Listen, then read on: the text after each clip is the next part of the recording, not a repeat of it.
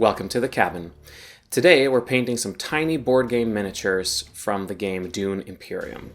If you want to see more videos like this, please check out my channel, and to be notified about future content, please consider subscribing.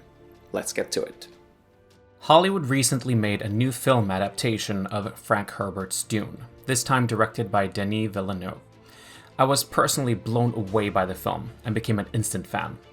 I can't be the only one, as at the time of editing this video, Dune Part 1 just won 6 Academy Awards. In my opinion, the film is reasonably faithful to the first half of the novel, while also working as a motion picture and having an identity of its own. I was especially fascinated with the designs that were created for the world of Dune, and I instantly wanted to see more of it. I started looking around to see if there were any miniatures planned for the franchise, and what I found was that a company called Direwolf had made a board game called Dune Imperium, based on the designs from the film.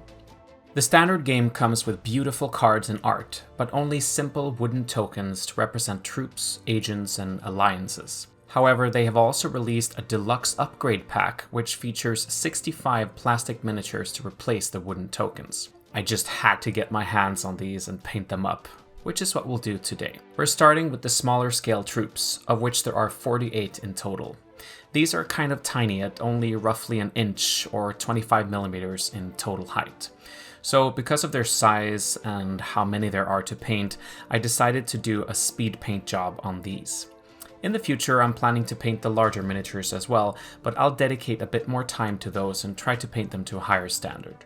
I didn't bother removing the mold lines on the troops, and they don't require any assembly, so the first thing I did was to attach them to some pieces of cardboard using blue tack, and then give them an undercoat with Chaos Black. My plan was to use Citadel contrast paints to speed the process up, and therefore I spent some time trying to get a good black and white base to work from. To give them some natural shadows and highlights, I used Liquitex Titanium White sprayed from above using my airbrush. I just gave them a light dusting of this, as I didn't need the white to reach full opacity. If you don't own an airbrush, you can simply skip this stage, as we can compensate for it in the next stage. The final prep work I did was to dry brush the models using Praxetti White. I tried to mostly catch the race details here, but you could do a heavier dry brush if you skip the airbrush stage. From here on, it's time for the contrast paints and a few normal acrylics here and there. The red troops are clearly Harkonnens, with the same design as in the film. I researched their uniforms, and literally all of their fabrics, armor plates, and even weapons are black. So all I had to do here was use Black Templar, with a bit of contrast medium, about 20%. I painted this across the whole model except for the face. Since this part is something your eyes will focus on, I spent a little more time on the skin. The Harkonnen soldiers are generally quite pale in the film, so I started with a base coat of Kislev flesh. After this, I applied some Guilliman flesh around the eyes, nose, mouth, and ears to create some shadows. Finally, I used Flayed One's flesh to highlight the skin.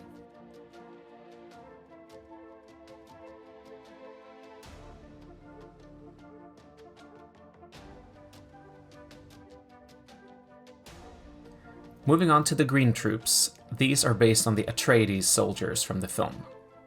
Their uniforms are mostly grey, but the armor plates have a lighter shade than the fabrics, and there are also some metallic parts. With contrast paints, I find it's usually better to start with the brightest parts, so I applied some Apothecary White on the armor panels.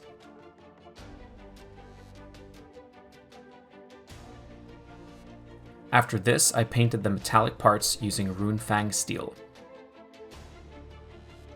The fabrics, as well as the metallic areas, were then covered with Basilicanum Grey.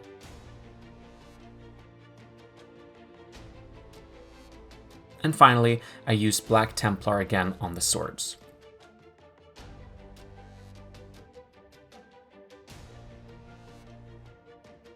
To bring back some of the definition, I dry brushed some Runefang Steel on the faceplate. The blue and yellow troops are not based on designs from the film, so I had to use my own imagination here. I decided to limit my color choices though, and not use reds, greens, blues, or yellows, as I felt this might confuse players in the game. For example, if I used reds on the troops belonging to the blue player, it might not be clear on the board who controls the troops. For the fabrics on the blue troops, I used Space Wolf's Grey.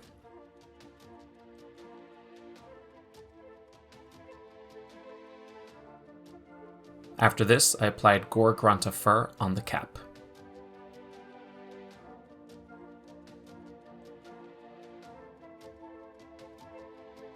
And once again, I painted Black Templar on the weapons, but this time I also painted it on the belts and knee pads.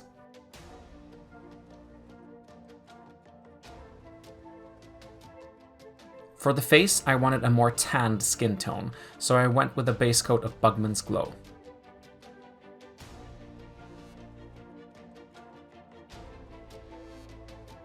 This was followed by Gilliman Flesh in the recesses. Finally, I highlighted the skin with Cadian Flesh Tone.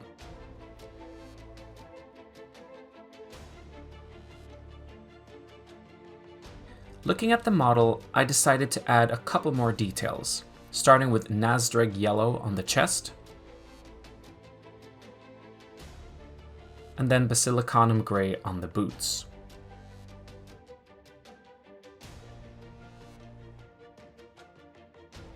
For the yellow troops, I started with Apothecary White on the armor panels.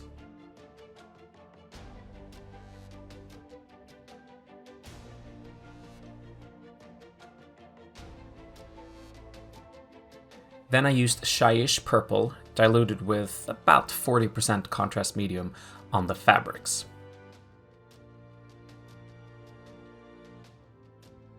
I wanted this warrior to look older, so I applied Basilicanum Grey on the hair.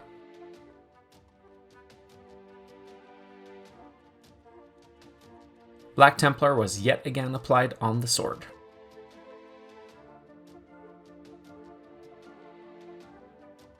The face was painted in an even darker shade, this time with a base coat of Rhinox hide.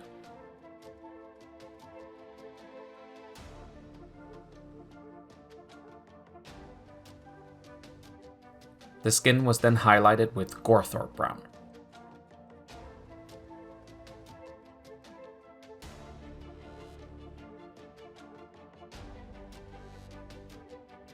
I felt the uniform was a bit boring, so I applied some Achillean green on certain parts.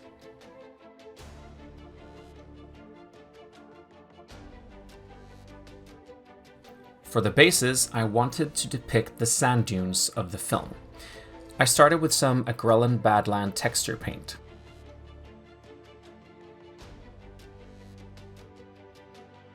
When this was dry, I applied a 50-50 mix of matte and satin varnish through the airbrush to help protect the paint on the models when they are played with. Using some pigment binder, I made a mix of dark yellow ochre and light yellow ochre from Vallejo and applied this all over the bases.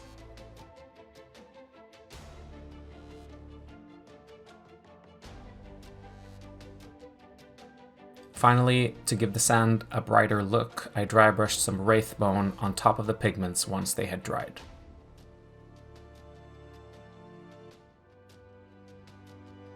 All that was left now were the base rims, which I decided to paint in the same color as the player they belonged to. I had to make a few mixes to match the shade of the plastics, and it's all listed here on the screen. After a couple of coats on each model, all 48 troops were finally done. I spent about 15 minutes on average for each model from start to finish. They are certainly not perfect, as this macro photography in 4K resolution will reveal, but perfection was never my goal here. I could have easily put in an hour on each of these and gotten better results, but that would have taken me about 50 hours of work in total. I feel like the time invested here was well worth it though, especially since they are so small and will be viewed from a distance on the board. It's very satisfying to see them assembled like this, and also to replace the wooden tokens with painted miniatures. I have no doubt that it will be a more immersive experience when we get to sit down and play the game with everything painted up. On the subject of that, do you want to see me paint the larger Agent and Alliance miniatures too? Let me know in the comments down below. Don't forget to like and subscribe if you enjoyed the video. I have plenty of painting tutorials on my channel, so please check it out if you haven't already. Thank you so much for watching, and good luck with your miniatures.